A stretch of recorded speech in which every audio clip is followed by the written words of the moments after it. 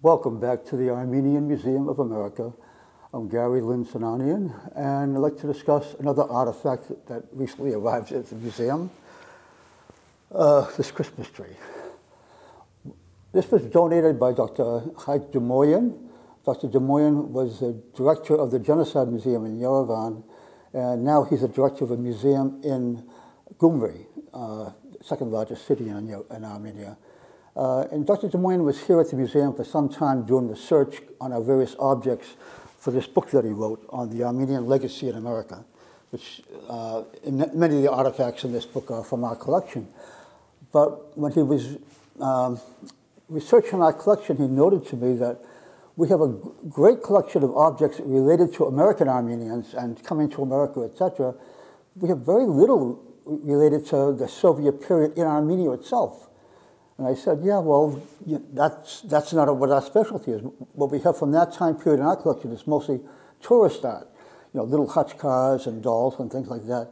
He said, that's nice, but I want to get you you should have some stuff that shows Armenian life, what it was like, what kind of things they did.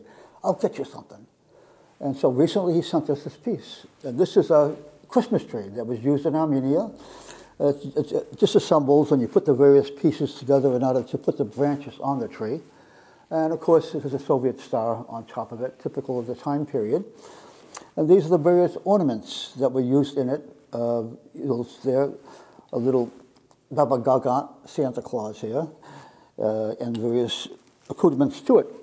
And so this would be used, these were the kind of trees that were made commercially and available for if you wanted a Christmas tree in the house.